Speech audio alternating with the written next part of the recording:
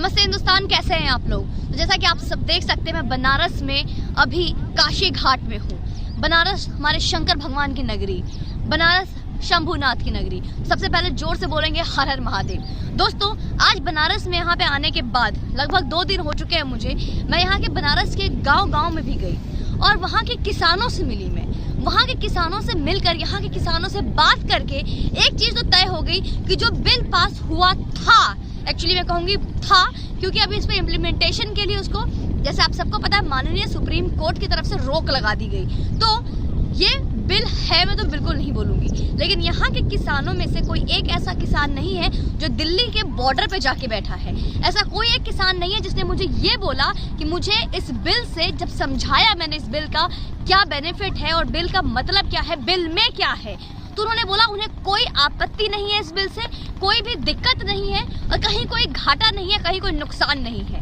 लेकिन वहीं पे आज बनारस में रहने के बाद, बनारस के किसानों से बात करने के बाद आश्चर्य ये होता है सोचकर कि ये बनारस के किसान, ये गांव के लोग जो आसपास के किसान हैं, ये दिल्ली में जाकर बॉर्डर पे क्यों नहीं बैठे हैं? क्या ये सोना उगाते हैं? क्या ये हीरा मोती उगाते हैं? इन्हें किस बात की तकलीफ क्यों नहीं है?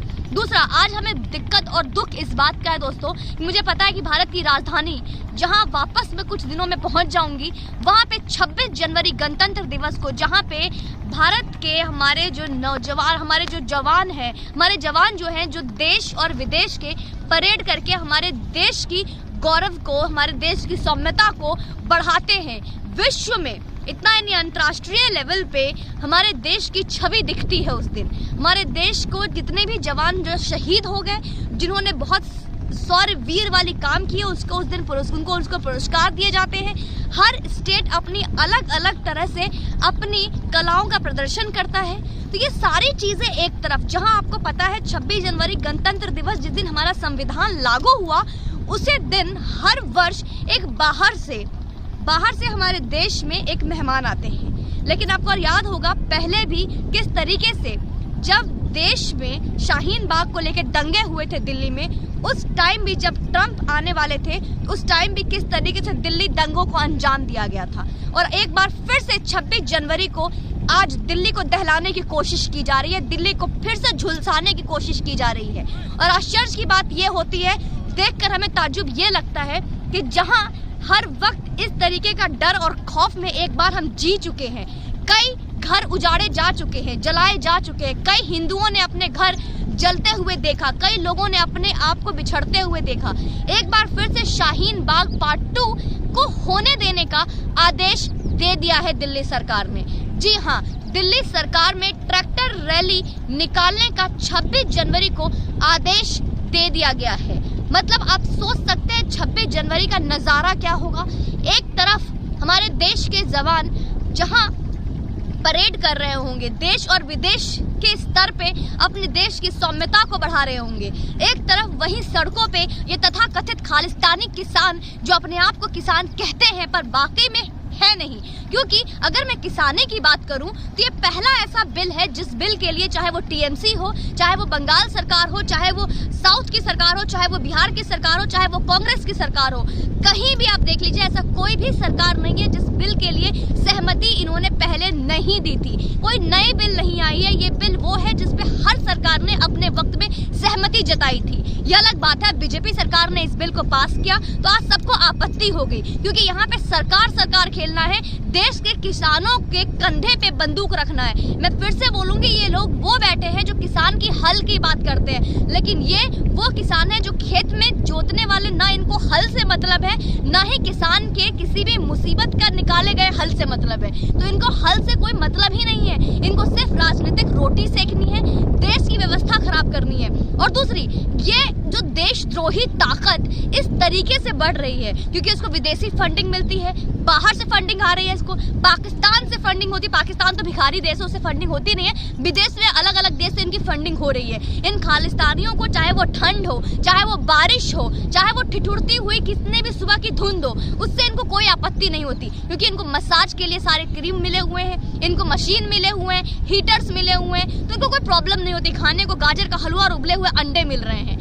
लेकिन वहीं पे इनको जरा सा भी ये नहीं होता कि हमारे गांव के किसान जो आज खेती कर रहे हैं, जो हमारे अन्नदाता है, उनके कंधे पे बंदूक रखकर उनको इस्तेमाल करके क्यों इस तरीके की चीजें हो रही हैं। दोस्तों, इस बिल की बात करूंगी मैं। एक ऐसा बिल है जिसके लिए सरकार ने पहले 10 चरणों की मीटिंग हुई, 10 चरणों की बैठक हुई, और उसमें भी इन्होंने बात करने सही नहीं समझा, और किसी भी 10 राउंड की मीटिंग में एक बार भी किसी भी चीज का समाधान नहीं निकला। दूसरा, क्योंकि इनका मानना यही है सिर्फ घमासान ना हो समाधान, ये इनका कहना है और ये इनका मानना है। जहाँ पे 10 मीटिंग हो रखी है, 10 बैठक हो रखी है किसान के मंत्री के साथ, वहीं पे जब खुद माननीय सुप्रीम कोर्ट ने इस चीज को जब बोला कि हम बिल को ठंडे बस्ते में डाल रहे हैं, इम्प्लीमेंट करेंगे, अभी नहीं लागू होगा, उसके लिए एक बैठक बनाई गई। तो आपने वो भी देखा, इन लोगों को बैठक से बात करने के लिए भी दिक्कत हो गई, बैठक से भी बात नहीं करेंगे। तो ये किस तरीके का ढीठता है, किस तरीके का जिदपना है?